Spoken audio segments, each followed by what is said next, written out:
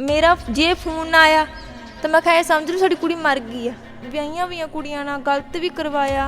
ਉਹਨਾਂ ਨੂੰ ਕਸਟਮਰ ਲੈਣ ਆਈ ਸੀ, ਮੁਸਲਮਾਨ ਹੀ ਸੀ ਉਹ ਵੀ। ਕਹਿੰਦੀ ਸਾਡੇ ਕੋਲ ਤਾਂ ਕੁੜੀਆਂ ਮਾਰ ਵੀ ਦਿੱਤੀਆਂ, ਮਾਸ ਖਾਂਦੇ ਨੇ ਕੱਚਾ। ਮੈਂ ਇਹਨਾਂ ਨੂੰ ਬਾਰ-ਬਾਰ ਕਿਹਾ, ਮੈਂ ਕਿਹਾ ਡੈਡੀ ਕਢਵਾ ਲਓ ਇੱਥੋਂ। ਮੈਂ ਕਿਹਾ ਇਹ ਕੁੜੀਆਂ ਵੇਚਦੇ ਆ। ਮੈਂ ਕਿਹਾ ਵੀ ਜੇ ਮੈਂ ਕਿਹਾ ਮੈਨੂੰ ਕਿਸੇ ਦੇ ਘਰੇ ਭੇਜਤਾ, ਮੈਂ ਕਿਹਾ ਵੀ ਮੇਰਾ ਜੇ ਫੋਨ ਆਇਆ ਤਾਂ ਮੈਂ ਕਿਹਾ ਇਹ ਸਮਝ ਲਓ ਸਾਡੀ ਕੁੜੀ ਮਰ ਗਈ ਆ। ਤੂੰ ਸੇਫ ਜਗ੍ਹਾ ਤੇ ਚਲੀ ਜਾਏਂਗੇ ਜਿੱਥੋਂ ਗੁਰਮਨਦੀਪ ਆਈ ਹੈ ਨਾ, ਉੱਥੋਂ ਤੂੰ ਚਲੀ ਜਾਣਾ ਬੋਸ ਦੇ ਘਰ, ਮੇਰੇ ਆਪਣੇ ਘਰ ਚਲੀ ਜਾਣਾ। ਕਹਿੰਦੀ ਸਾਡੇ ਕੋਲ ਤਾਂ ਕੁੜੀਆਂ ਮਾਰ ਵੀ ਦਿੱਤੀਆਂ, ਮਾਰ ਕੇ ਕਹਿੰਦੀ ਸਮੁੰਦਰ 'ਚ ਐਂ ਸੁੱਟ ਆਉਂਦੀਆਂ ਜਿਵੇਂ ਕਹਿੰਦੀ ਵੀ ਆਮ ਇੱਕ ਵੀ ਆਪਾਂ ਇੱਕ ਜਾਨਵਰ ਨੂੰ ਸੁੱਟ ਕੇ ਆਉਂਦੇ ਆ। ਕਹਿੰਦੀ ਸਾਡੇ ਸਾਹਮਣੇ ਮਾਰੀਆਂ। ਕਹਿੰਦੀ ਪਰ ਆਫਿਸ 'ਚ ਜਾ ਕੇ ਹੀ ਮੈਨੂੰ ਪਤਾ ਲੱਗ ਗਿਆ ਸੀ ਵੀ ਇਹ ਕੁੜੀਆਂ ਸਪਲਾਈ ਕਰਦੇ ਨੇ। ਨਹੀਂ, ਮੇਰੀ ਏਜ ਤੋਂ ਸਾਰੀਆਂ ਵੱਡੀਆਂ ਸੀਗੀਆਂ, ਮੈਂ ਸਭ ਤੋਂ ਛੋਟੀ ਸੀ ਉੱਥੇ। ਅਤੇ ਜਾ ਕਹਿੰਦੀ ਵੀ ਤੈਨੂੰ ਮੈਂ ਕਿਸੇ ਦੇ ਘਰੇ ਇਹੋ ਜਿਹੇ ਦੇ ਘਰੇ ਭੇਜੂੰਗੀ ਜੋ ਕਹਿੰਦੀ ਤੈਨੂੰ ਫਿਜ਼ੀਕਲੀ ਵੀ ਟੌਰਚਰ ਕਰ ਸਕਦੇ ਆ। ਉਹਨਾਂ ਨੇ ਗੱਡੀ ਵਿੱਚ ਜਦੋਂ ਅਸੀਂ ਬੈਠੇ, ਉਹਨਾਂ ਨੇ ਮੇਰਾ ਫੋਨ ਲੈ ਲਿਆ, ਮੇਰਾ ਪਾਸਪੋਰਟ ਖੋਹ ਲਿਆ ਮੇਰੇ ਤੋਂ। ਮੈਂ ਕਿਹਾ ਵੀ ਮੈਂ ਜੇ ਇੰਡੀਆ ਚੱਲ ਗਈ ਤਾਂ ਮੈਂ ਕੁਛ ਖਾ ਪੀ ਲੂੰਗੀ। ਮੈਂ ਉਹਨਾਂ ਨੂੰ ਕਿਹਾ ਸੀ ਵੀ ਜੇ ਮੈਨੂੰ ਵਾਪਸ ਕਢਾ ਲਿਆ ਤਾਂ ਠੀਕ ਆ, ਨਹੀਂ ਮੈਂ ਕਿਹਾ ਜੇ ਮੈਂ ਕਿਸੇ ਦੇ ਘਰੇ ਵਗ ਗਈ ਵੀ ਮੈਂ ਗਲਤ ਕੁਛ ਆਪਦੇ ਨਾਲ ਮੈਂ ਹੋਣ ਨਹੀਂ ਦੇਣਾ, ਵੀ ਮੈਨੂੰ ਮਰਨਾ ਮਨਜ਼ੂਰ ਆ। ਜਦੋਂ ਇਹਨਾਂ ਨੇ ਕੀ ਗੱਲ ਕਹੀ, ਮੈਂ ਕਿਹਾ ਵੀ ਇੱਥੇ ਆਹ ਕੁਛ ਆ, ਵੀ ਇੱਥੇ ਆਹ ਸਭ ਹੋ ਰਿਹਾ, ਕੁੜੀਆਂ ਵੇਚਦੇ ਆ, ਵੀ ਜਾਂ ਜੇ ਮੈਨੂੰ ਕਢਵਾ ਸਕਦੇ ਹੋ ਤਾਂ ਕਢਵਾ ਲਓ। ਇਹ ਕਹਿੰਦੇ ਵੀ ਏਜੰਟ ਕਹਿੰਦਾ, ਜਦੋਂ ਇਹਨਾਂ ਨੇ ਇਹ ਗੱਲ ਉਹਨੂੰ ਏਜੰਟ ਨੂੰ ਦੱਸੀ, ਉਹ ਕਹਿੰਦੇ ਤੁਹਾਡੀ ਕੁੜੀ ਦਾ ਜੀ ਨਹੀਂ ਲੱਗ ਰਿਹਾ। ਇਹ ਮੈਂ ਤਾਂ ਘਰ ਗਹਿਣੇ ਕਰਿਆ ਜੀ। ਹਾਂਜੀ, ਹੋਰ ਮੇਰੇ ਕੋਲ ਕੋਈ ਚਾਰਾ ਨਹੀਂ ਸੀਗਾ, ਕੋਈ ਸਾਧਨ ਹੋਰ ਨਹੀਂ ਸੀਗਾ ਮੇਰੇ ਕੋਲ, ਧਰਨ ਵਾਲਾ ਇਕੱਲਾ ਘਰ ਸੀ। ਜਾਂ ਤਾਂ ਤੁਹਾਨੂੰ ਕੰਮ ਕਰਨਾ ਪੈਣਾ ਅਤੇ ਜਾਂ ਫਿਰ ਤੁਹਾਨੂੰ ਕੁੱਟ ਸਹਿਣੀ ਪੈਣੀ ਆ, ਅਤੇ ਜਾਂ ਫਿਰ ਤੁਹਾਨੂੰ ਮਤਲਬ 2 ਲੱਖ ਰੁਪਏ ਭਰਨਾ ਪੈਣਾ। ਉਹ ਕੁੜੀਆਂ ਰੋ ਰਹੀਆਂ ਸੀਗੀਆਂ, ਉਹਨਾਂ ਨੂੰ ਮੇਰੇ ਕਰਕੇ ਫਿਰ ਉਹਨਾਂ ਨੂੰ ਚੁੱਪ ਕਰਵਾਇਆ। ਮਾਸ ਖਾਂਦੇ ਨੇ ਕੱਚਾ, ਪੱਕਾ ਮਾਸ ਖਾਂਦੇ ਨੇ, ਅੱਧ ਕੱਚਾ ਮਾਸ ਖਾਂਦੇ ਨੇ। ਅਤੇ ਮੈਨੂੰ ਇੱਥੋਂ ਤੱਕ ਵੀ ਕਿਹਾ ਗਿਆ ਸੀ ਵੀ ਉੱਥੇ ਤੁਸੀਂ ਬਾਹਰ ਅੰਦਰ ਜਾ ਸਕਦੇ ਹੋ, ਤੁਹਾਨੂੰ ਮਹੀਨੇ ਮਤਲਬ ਮੰਥ 'ਚ 4 ਦਿਨ ਮਿਲਣਗੇ, ਵੀ ਤੁਸੀਂ 4 ਮਤਲਬ ਕਿ ਛੁੱਟੀਆਂ ਮਿਲਣਗੀਆਂ, ਤੁਸੀਂ ਘੁੰਮ ਫਿਰ ਸਕਦੇ ਹੋ। ਮਰਨਾ ਪੈਣਾ ਵੀ ਮੈਂ ਕਿਹਾ ਵੀ ਮੈਂ ਤਾਂ ਘਰ ਵੀ ਪਕਾਤਾ, ਵੀ ਮੈਂ ਕਿਹਾ ਵੀ ਮਰਨਾ ਪੈਣਾ, ਵੀ ਮੈਂ ਕਿਹਾ ਤਾਂ ਹੁਣ ਵੀ ਕਹਿ ਰਹੇ ਵੀ ਭੇਜ ਦੇਣੀ ਅਸੀਂ। ਉਹਨਾਂ ਨੂੰ ਕਸਟਮਰ ਲੈਣ ਆਈ ਸੀ, ਮੁਸਲਮਾਨ ਹੀ ਸੀ ਉਹ ਵੀ। ਅਤੇ ਉਹ ਕਹਿੰਦੇ ਸਿਰਫ 2 ਘੰਟੇ ਨੂੰ ਵਾਈਫਾਈ ਦੇਵਾਂਗੇ, ਉਹ ਵੀ ਉੱਧਰਲੇ 10 ਵਜੇ। ਉਹਨਾਂ ਨੇ ਮੈਨੂੰ 9:30 ਵਜੇ ਦੇ ਕਰੀਬ ਆਫਿਸ 'ਚ ਲੈ ਕੇ ਗਏ ਨੇ ਰਾਤ ਦੇ, ਅਤੇ ਉੱਥੇ ਜਾ ਕੇ ਹੀ ਮੈਨੂੰ ਵਾਈਫਾਈ ਮਿਲਿਆ। ਉੱਥੇ ਜਾ ਕੇ ਇਹਨਾਂ ਨੇ 10 ਮਿੰਟ ਮੈਨੂੰ ਮਿਲੇ ਸੀ ਸਿਰਫ ਗੱਲ ਕਰਨ ਲਈ। ਮੈਂ ਸਾਈਡ 'ਤੇ ਫੋਨ ਲੁਕੋ ਕੇ ਇਹਨਾਂ ਨੂੰ ਮੈਸੇਜ ਕਰਨੇ। ਮੈਂ ਕਿਹਾ ਵੀ ਐਂ ਕਰਕੇ ਮੈਂ ਆਪਦੇ ਬਾਰ-ਬਾਰ ਮੇਰੇ ਬ੍ਰਦਰ ਨੂੰ ਮੈਸੇਜ ਕਰਨੇ। ਮੇਰਾ ਬ੍ਰਦਰ ਕਹੇ ਤੇਰਾ ਜੀ ਨਹੀਂ ਲੱਗਦਾ, ਤੂੰ ਜੀ ਲਾ ਲਾ, ਤੂੰ ਗਈ ਕਾਹਦੇ ਵਾਸਤੇ ਆ। ਠੀਕ ਆ, ਨਹੀਂ ਦੱਸਦਾ। ਪਾਸਪੋਰਟ ਤਾਂ ਮੇਰਾ ਉਹਨਾਂ ਨੇ ਫੜ ਲਿਆ, ਠੀਕ ਆ, ਪਾਸਪੋਰਟ ਹੈ ਨਹੀਂ ਮੇਰੇ ਕੋਲ, ਬਾਕੀ ਮੇਰਾ ਵੀਜ਼ਾ, ਮੇਰੇ ਕੋਲ ਟਿਕਟ ਆ ਮੇਰੀ, ਠੀਕ ਆ ਨਾ। ਹੁਣ ਬਸ ਗੱਲ ਹੋਣੀ ਬੰਦ ਹੋ ਜੂਗੀ, ਤਾਂ ਮੈਂ ਸੁਬਾਹ ਗੱਲ ਕਰੂੰਗੀ। ਉਹਨੇ ਸਿਰਫ ਮੈਨੂੰ ਇੰਨੀ ਗੱਲ ਹੀ ਦੱਸੀ ਉਹਨੇ ਵੀ ਕੁੜੀਆਂ, ਕਹਿੰਦੀ ਸਾਡੇ ਆਫਿਸ 'ਚ ਕੁੜੀਆਂ ਵੀ ਮਾਰਤੀਆਂ, ਮਾਰ ਕੇ ਕਹਿੰਦੀ ਆਹ ਪਿੱਛੇ ਆ, ਕਹਿੰਦੀ ਸਮੁੰਦਰ, ਕਹਿੰਦੀ ਉੱਥੇ ਸੁੱਟੀਆਂ ਇਹਨਾਂ ਨੇ ਜਿੰਨੀਆਂ ਵੀ ਸੁੱਟੀਆਂ।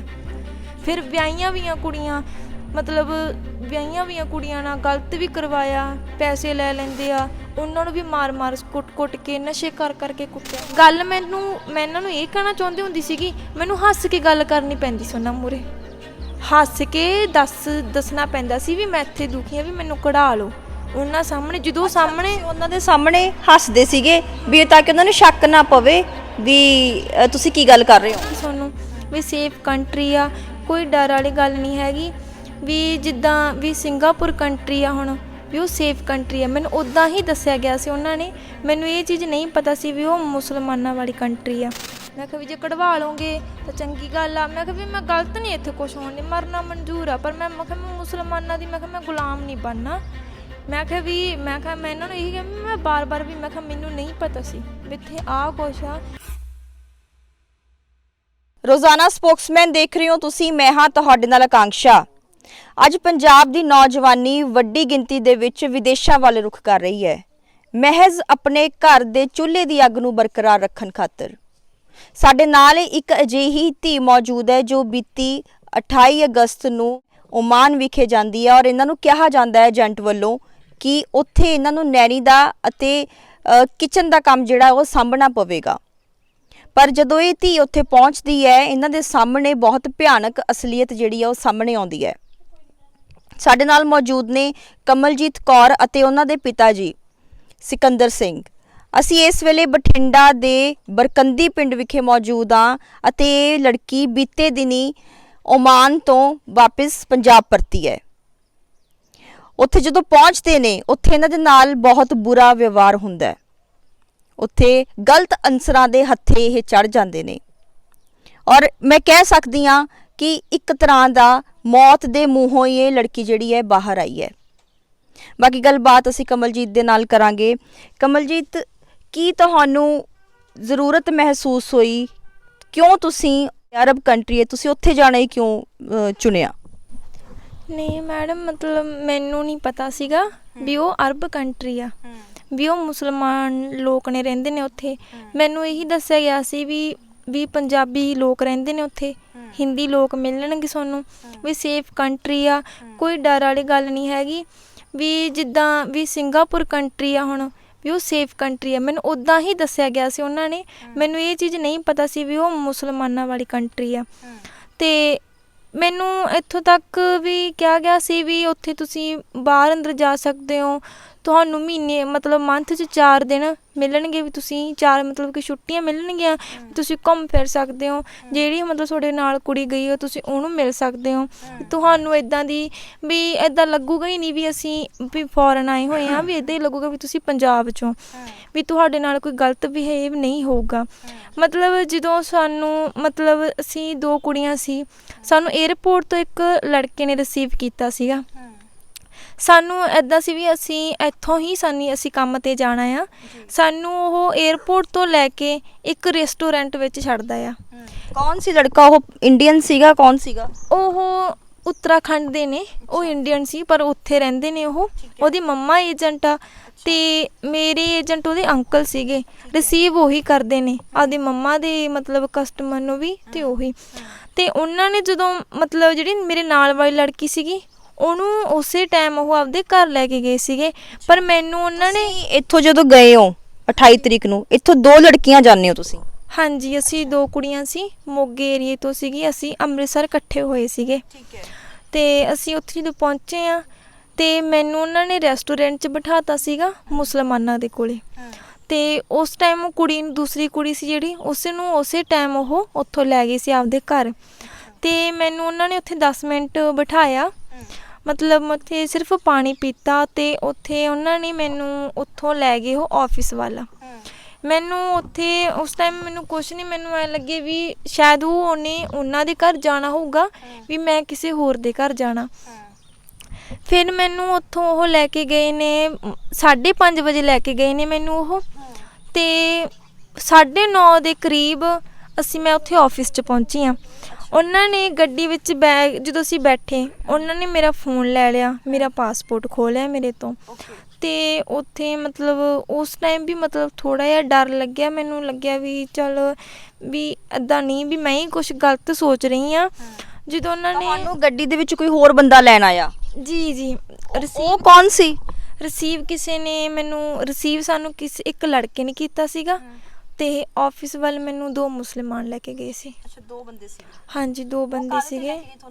ਉਹ ਮੈਨੂੰ ਗੱਡੀ 'ਤੇ ਲੈ ਕੇ ਗਏ ਸੀ। ਠੀਕ ਹੈ। ਅਤੇ ਉਹਨਾਂ ਨੇ ਤੁਹਾਡੇ ਤੋਂ ਤੁਹਾਡਾ ਪਾਸਪੋਰਟ ਤੇ ਤੁਹਾਡਾ ਫ਼ੋਨ ਲੈ ਲਿਆ? ਜੀ ਹਾਂ, ਉਹਨਾਂ ਨੇ ਮੇਰੇ ਤੋਂ ਮੇਰਾ ਫ਼ੋਨ ਲੈ ਲਿਆ ਸੀ। ਅਤੇ ਜਦੋਂ ਮੈਂ ਉਹਨਾਂ ਤੋਂ ਫ਼ੋਨ ਮੰਗਿਆ ਇੰਡੀਆ ਕਾਲ ਕਰਨ ਲਈ, ਤਾਂ ਉਹਨਾਂ ਨੇ ਕਿਹਾ ਵੀ ਫ਼ੋਨ ਨਹੀਂ ਮਿਲ ਸਕਦਾ, ਵੀ ਓਨਲੀ ਤੁਹਾਨੂੰ ਵਾਈਫਾਈ ਮਿਲੂਗਾ, ਉਹ ਵੀ ਜਦੋਂ ਤੁਸੀਂ ਆਫਿਸ 'ਚ ਪਹੁੰਚ ਗਏ। ਅਤੇ ਮੈਨੂੰ ਆਫਿਸ ਬਾਰੇ ਨਹੀਂ ਦੱਸਿਆ ਗਿਆ ਸੀ। ਮੈਨੂੰ ਇੰਡੀਆ, ਤੁਸੀਂ ਇੱਥੋਂ ਸਿੱਧਾ ਓਮਾਨ ਤੁਸੀਂ ਏਅਰਪੋਰਟ 'ਤੇ ਜਾਂਦੇ ਹੋ, ਕਿੱਥੇ ਪਹੁੰਚਦੇ ਹੋ? ਮਸਕਟ 'ਚ। ਮਸਕਟ ਜਾਂਦੇ? ਹਾਂਜੀ, ਮਸਕਟ 'ਚੋਂ ਤੁਹਾਨੂੰ ਉਹ ਓਮਾਨ ਲੈ ਕੇ ਜਾਂਦੇ ਬਾਈ ਕਾਰ? ਜਿਹੜੀ ਮੇਰੇ ਨਾਲ ਵਾਲੀ ਕੁੜੀ ਸੀਗੀ ਉਹਨੂੰ ਮਸਕਟ 'ਚ ਏਜੰਟ ਨੇ ਆਪਦੇ ਘਰ ਰੱਖਿਆ, ਮੈਨੂੰ ਓਮਾਨ ਭੇਜਿਆ। ਅੱਛਾ। ਮੈਨੂੰ ਉੱਥੋਂ 2 ਬੰਦੇ ਲੈ ਕੇ ਗਏ ਨੇ, ਅਤੇ ਉਹਨਾਂ ਨੇ ਮੈਨੂੰ 9:30 ਵਜੇ ਦੇ ਕਰੀਬ ਆਫਿਸ 'ਚ ਲੈ ਕੇ ਗਏ ਨੇ ਰਾਤ ਦੇ। ਅਤੇ ਉੱਥੇ ਜਾ ਕੇ ਹੀ ਮੈਨੂੰ ਵਾਈਫਾਈ ਮਿਲਿਆ। ਉੱਥੇ ਜਾ ਕੇ ਇਹਨਾਂ ਨੇ 10 ਮਿੰਟ ਮੈਨੂੰ ਮਿਲੇ ਸੀ ਸਿਰਫ ਗੱਲ ਕਰਨ ਲਈ। ਪਰ ਆਫਿਸ 'ਚ ਜਾ ਕੇ ਹੀ ਮੈਨੂੰ ਪਤਾ ਲੱਗ ਗਿਆ ਸੀ ਵੀ ਇਹ ਕੁੜੀਆਂ ਸਪਲਾਈ ਕਰਦੇ ਨੇ। ਹਾਂਜੀ, ਜਦੋਂ ਮੈਂ ਮਤਲਬ ਉਹਨਾਂ ਤੋਂ ਬਾਰ-ਬਾਰ ਤੁਸੀਂ ਆਫਿਸ ਗਏ, ਉੱਥੇ ਕੀ ਮਾਹੌਲ ਸੀ? ਕੌਣ ਸੀ ਉੱਥੇ? ਉੱਥੇ ਮਤਲਬ ਕੁੜੀਆਂ ਬੈਠੀਆਂ ਸੀਗੀਆਂ ਜਿਹੜੀਆਂ ਮੇਰੀ ਤਰ੍ਹਾਂ ਮਤਲਬ ਇੰਡੀਆ ਤੋਂ ਆਈਆਂ ਹੋਈਆਂ ਸੀਗੀਆਂ। ਤੁਹਾਡੀ ਏਜ ਦੀਆਂ? ਨਹੀਂ, ਮੇਰੀ ਏਜ ਤੋਂ ਸਾਰੀਆਂ ਵੱਡੀਆਂ ਸੀਗੀਆਂ, ਮੈਂ ਸਭ ਤੋਂ ਛੋਟੀ ਸੀ ਉੱਥੇ। ਮੈਂ ਬਾਕੀ ਸ਼੍ਰੀਲੰਕਾ ਤੋਂ ਸੀਗੀਆਂ, ਹੈਦਰਾਬਾਦ ਤੋਂ ਸੀ ਤੇ ਉੱਤਰਾਖੰਡ ਇੱਧਰਾਂ ਦੇ ਇਲਾਕਿਆਂ ਤੋਂ ਸੀਗੀਆਂ।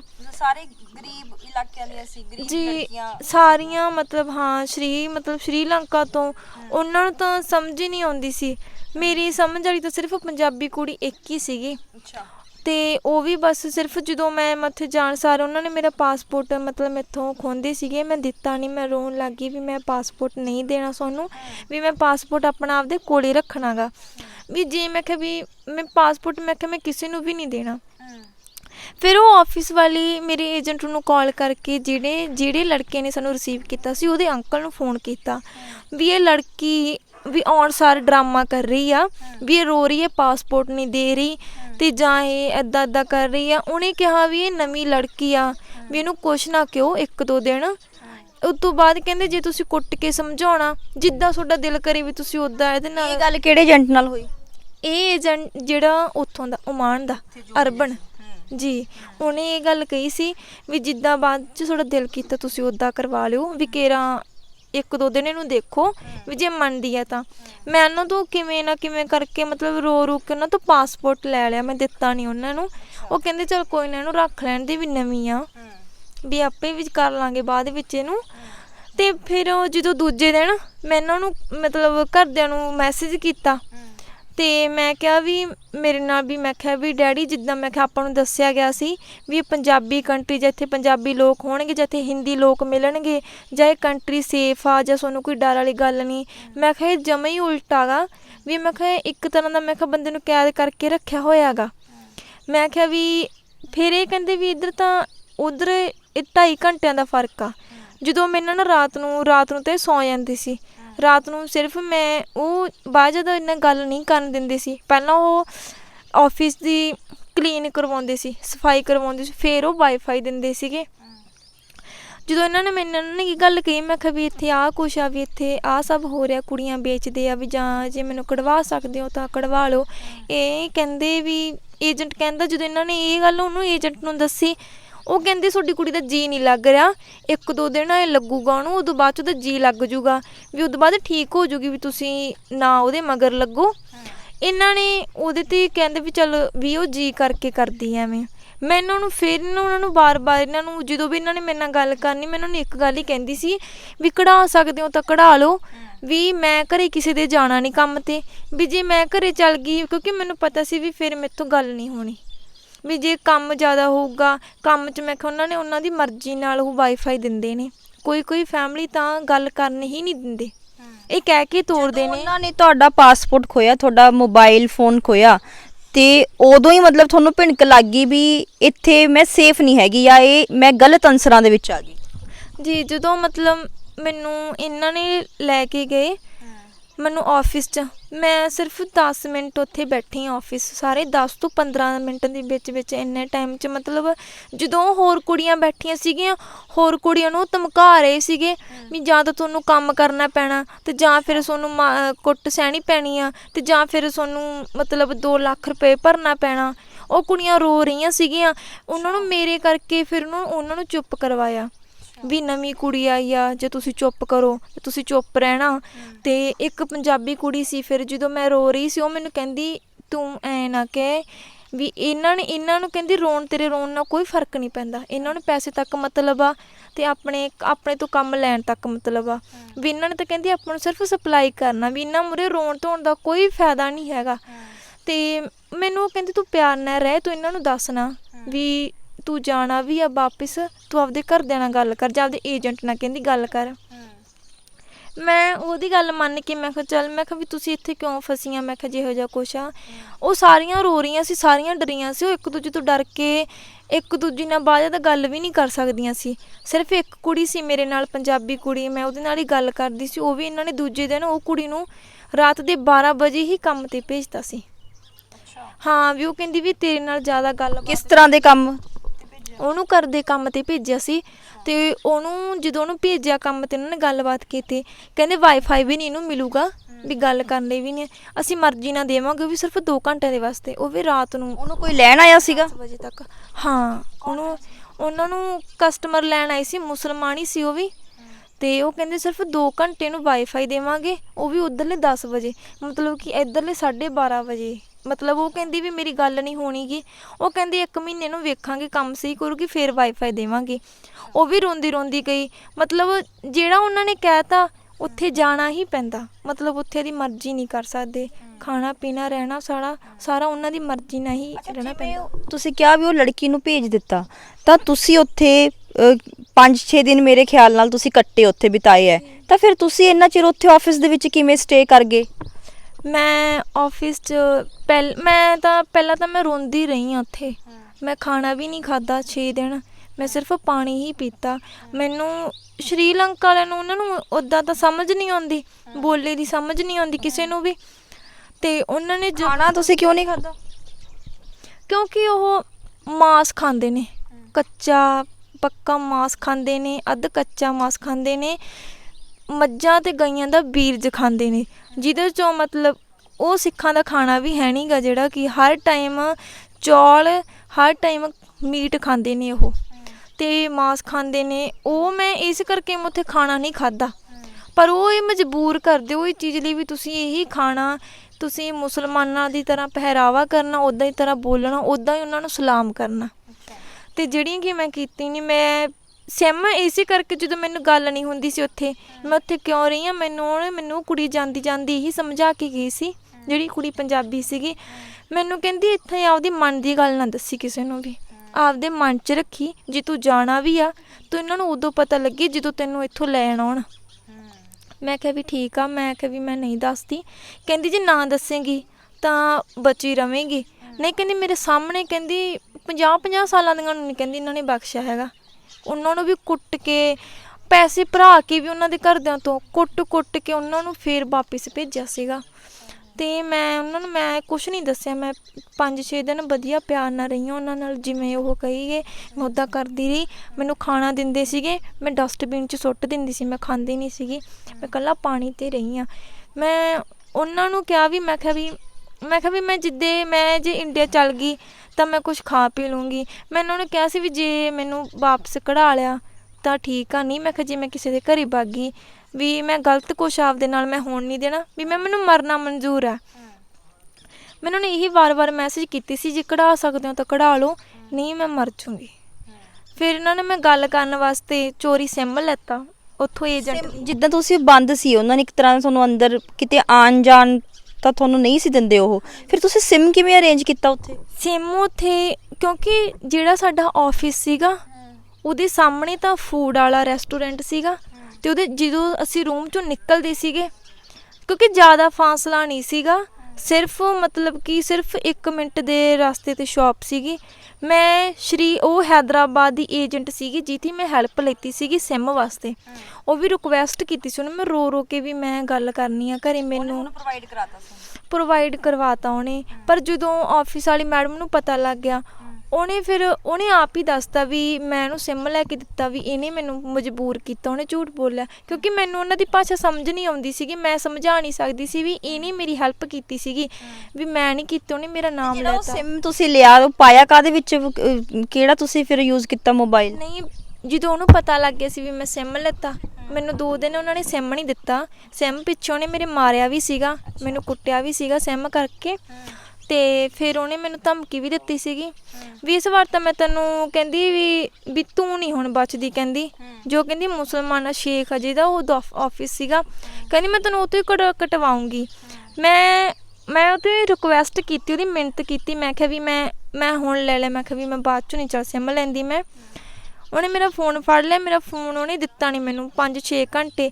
ਮੈਂ ਉਹ ਤੋਂ ਉਹਨਾਂ ਟਾਈਮ ਮੈਂ ਰੋਈ ਗਈ, ਉਹਨੇ ਮੈਥੋਂ ਬਹੁਤ ਟਾਈਮ ਮਿੰਨਤਾਂ ਕਢਵਾਈਆਂ, 5-6 ਘੰਟੇ ਉਹਨਾਂ ਟਾਈਮ ਮੈਂ ਬੈਠੀ ਰਹੀ, ਉਹਦੀ ਮੈਂ ਮਿੰਨਤਾਂ ਕੀਤੀਆਂ, ਪੈਰੀ ਹੱਥ ਲਾਏ, ਗੋਡਣੀਆਂ ਪਰ ਮੈਂ ਉਹਨਾਂ ਟਾਈਮ ਬੈਠੀ ਰਹੀ ਉਹਦੇ ਪੈਰਾਂ 'ਚ, ਵੀ ਮੈਨੂੰ ਫੋਨ ਚਾਹੀਦਾ, ਵੀ ਮੈਂ ਘਰੇ ਨਹੀਂ ਦੱਸਦੀ ਕੁਛ ਵੀ ਆਪਦੇ, ਵੀ ਮੈਨੂੰ ਫੋਨ ਦੇ ਦਿਓ, ਮੈਂ ਕਿਹਾ। ਅਤੇ ਉਹਨਾਂ ਨੇ ਜਦੋਂ ਉਹਦਾ ਬਾਬ ਆ ਗਿਆ, ਮੈਂ ਤੂੰ ਰਿਕੁਐਸਟ ਕੀਤੀ, ਮੈਂ ਕਿਹਾ ਵੀ ਤੁਸੀਂ ਜਿੱਥੇ ਕਹੋਗੇ ਮੈਂ ਕੰਮ ਕਰ ਲੂੰਗੀ, ਮੈਨੂੰ ਫੋਨ ਦੇ ਦਿਓ, ਵੀ ਮੈਥੋਂ ਗਲਤੀ ਹੋ ਗਈ।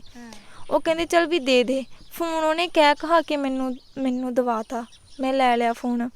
ਫਿਰ ਮੈਂ ਇਹਨਾਂ ਨੂੰ ਮੈਸੇਜ ਇਹੀ ਪਾਇਆ, ਮੈਂ ਇਹਨਾਂ ਨੂੰ ਇਹ ਕਹਿਣਾ ਚਾਹੁੰਦੀ ਹੁੰਦੀ ਸੀਗੀ, ਮੈਨੂੰ ਹੱਸ ਕੇ ਗੱਲ ਕਰਨੀ ਪੈਂਦੀ ਸੀ ਉਹਨਾਂ ਮੂਹਰੇ, ਹੱਸ ਕੇ ਦੱਸਣਾ ਪੈਂਦਾ ਸੀ ਵੀ ਮੈਂ ਇੱਥੇ ਦੁਖੀ ਹਾਂ, ਵੀ ਮੈਨੂੰ ਕਢਾ ਲਓ ਉਹਨਾਂ ਸਾਹਮਣੇ। ਜਦੋਂ ਸਾਹਮਣੇ ਉਹਨਾਂ ਦੇ ਸਾਹਮਣੇ ਹੱਸਦੇ ਸੀਗੇ ਵੀ ਤਾਂ ਕਿ ਉਹਨਾਂ ਨੂੰ ਸ਼ੱਕ ਨਾ ਪਵੇ ਵੀ ਤੁਸੀਂ ਕੀ ਗੱਲ ਕਰ ਰਹੇ ਹੋ। ਉਹਨਾਂ ਨੂੰ 2 ਵਾਰੀ ਮੇਰੇ ਤੇ ਸ਼ੱਕ ਪੈ ਗਿਆ ਵੀ ਮੈਂ ਰੋ ਰਹੀ ਹਾਂ, ਮੈਂ ਇਹਨਾਂ ਨਾਲ ਗੱਲ ਕਰ ਰਹੀ ਹਾਂ। ਮੈਨੂੰ ਕਹਿੰਦੀ ਮੈਨੂੰ ਫੋਨ ਫੜਾ ਦੇ। ਮੈਂ ਕਿਹਾ ਵੀ ਨਹੀਂ ਮੈਡਮ, ਮੈਂ ਕਿਹਾ ਮੈਨੂੰ ਕਹਿੰਦੀ ਤੂੰ ਰੋ ਕੇ ਗੱਲ ਕਰਦੀ ਹੈ। ਮੈਂ ਕਿਹਾ ਨਹੀਂ, ਮੈਂ ਕਿਹਾ ਵੀ ਮੇਰੀ ਬਾਜ਼ ਇੱਦਾਂ ਦੀ ਹੈ, ਮੈਂ ਕਿਹਾ ਮੈਂ ਤੁਹਾਨੂੰ ਪਤਾ ਵੀ ਮੈਂ ਕੁਛ ਖਾਧਾ ਨਹੀਂ, ਮੈਂ ਕਿਹਾ ਮੈਨੂੰ ਪਚਦਾ ਨਹੀਂ।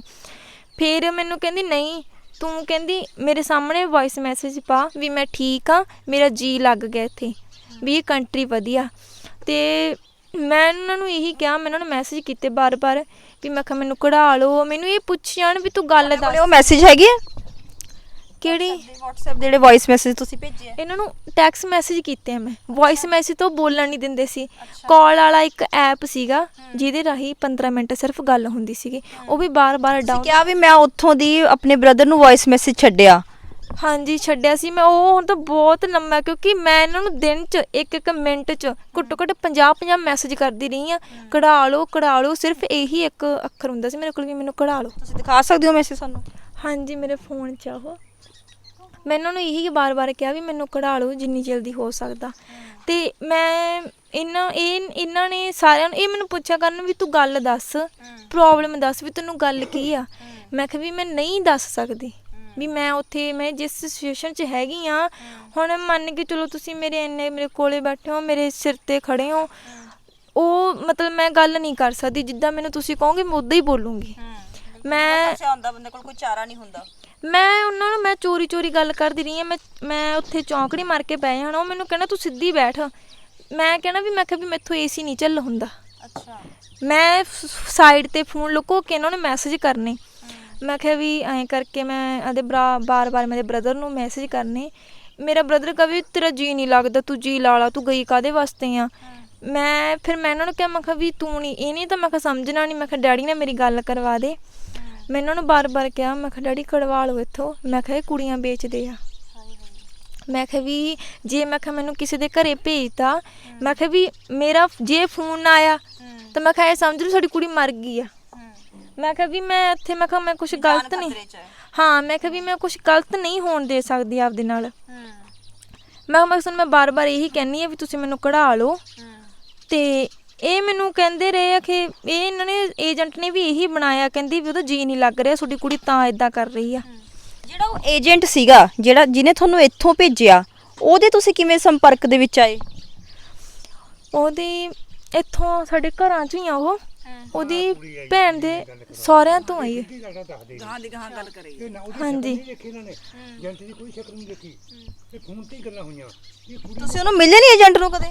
ਨਹੀਂ ਮੈਂ ਉਹਨੂੰ ਕਦੇ ਨਹੀਂ ਮਿਲੀ। ਉਹ ਮੇਰੀ ਇੱਥੋਂ ਘਰਾਂ 'ਚ ਹੈ ਕਿੱਥੋਂ ਦਾ ਉਹ? ਮਾਣੂਕੇ ਤੋਂ ਆ ਜੀ। ਹਾਂਜੀ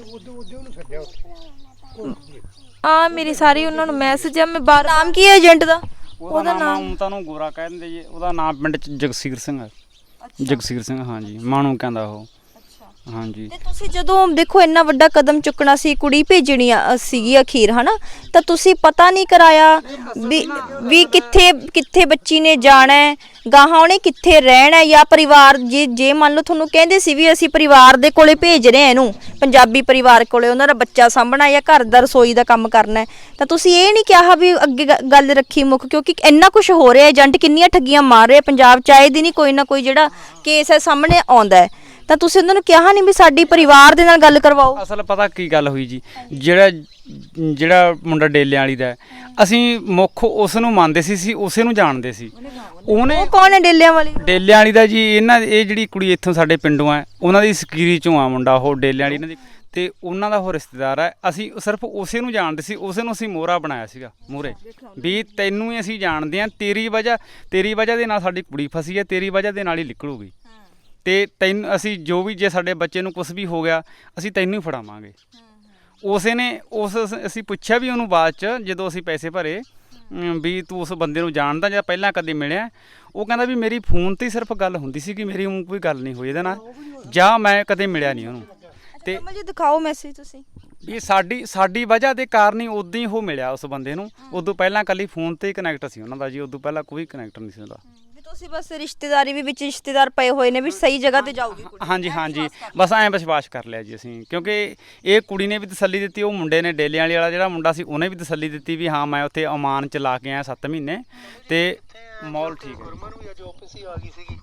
ਮੈਂ ਬੌਸ ਨੂੰ ਵੀ ਕਿਹਾ ਸੀ, ਮੈਂ ਕਿਹਾ ਬੌਸ ਆਫਿਸ ਹੀ ਭੇਜ ਗੁਰਮਨ ਨੂੰ ਵੀ ਉੱਥੇ ਲਾ, ਕਮਲਜੀਤ ਹੋਈ ਤਾਂ ਮਿਲੂਗੀ ਉੱਥੇ। ਮੈਨੂੰ ਕਿਹਾ ਵੀ ਮੈਂ ਕਿਹਾ ਵੀ ਓਕੇ। ਗੁਰਮਨ ਇਹ ਝੂਠ ਬੋਲ ਰਹੇ ਆ, ਇਹਨਾਂ ਨੂੰ ਕਿਹਾ ਉਹ ਕੁੜੀ ਘਰੇ ਵੀ ਕਿਸੇ ਦੇ ਘਰੇ ਕੰਮ ਤੇ ਗਈ ਆ। ਪਰ ਉਹ ਕੁੜੀ ਦੇ ਨੇ ਮੈਨੂੰ ਖੁਦ ਮੈਸੇਜ ਕਿਹਾ ਵੀ ਉਹ ਕੁੜੀ ਤੇਰੇ ਕੋਲੇ ਆ ਰਹੀ ਹੈ। ਮੈਨੂੰ 3 ਦਿਨ ਲਾਰੇ ਲਾਉਂਦਾ ਰਿਹਾ, ਕਹਿੰਦਾ ਉਹ ਕੁੜੀ ਤੇਰੇ ਕੋਲੇ ਆਊਗੀ, ਤੂੰ ਟੈਨਸ਼ਨ ਨਾ ਲੈ।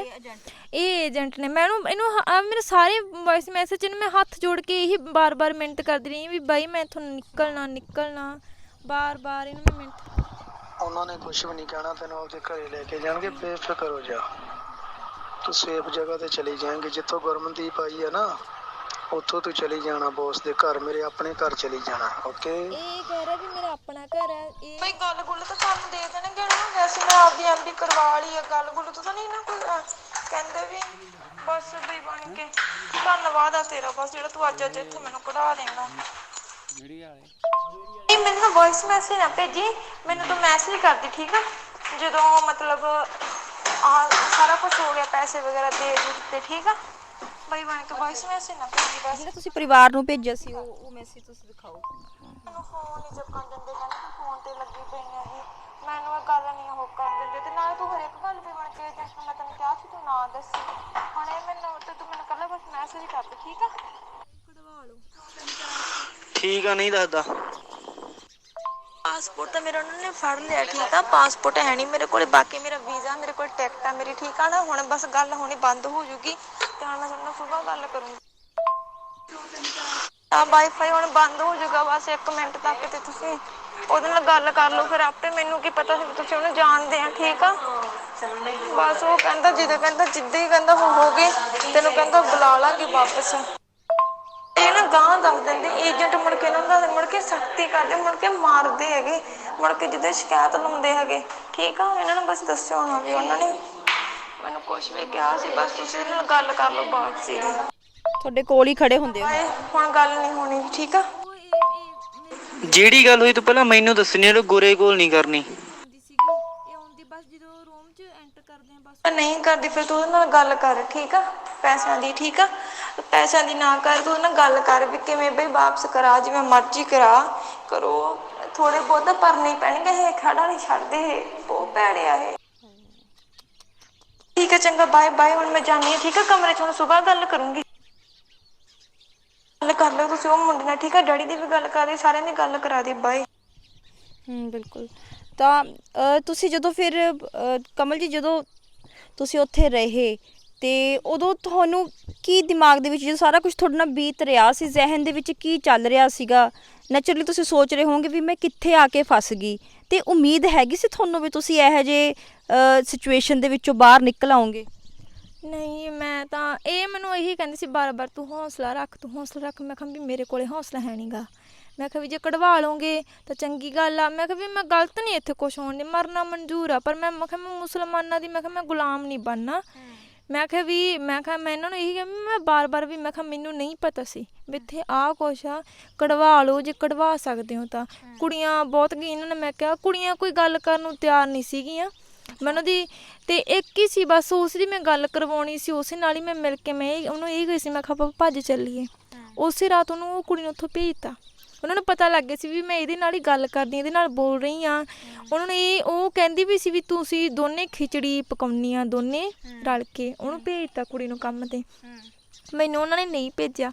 ਤੇ ਮੈਂ ਉਹਨਾਂ ਨੂੰ ਕਿਹਾ ਵੀ ਮੈਂ ਕਿਹਾ ਮੈਨੂੰ ਤਾਂ ਜਮਾਂ ਛੋਟਾ ਘਰ ਚਾਹੀਦਾ, ਮੈਂ ਕਿਹਾ ਵੀ ਮੈਂ ਵੱਡੇ ਘਰ 'ਚ ਨਹੀਂ ਜਾਣਾ। ਤੇ ਉਹਨਾਂ ਨੇ ਤਾਂ ਕਰਕੇ ਮੈਨੂੰ ਰੱਖਿਆ ਉੱਥੇ।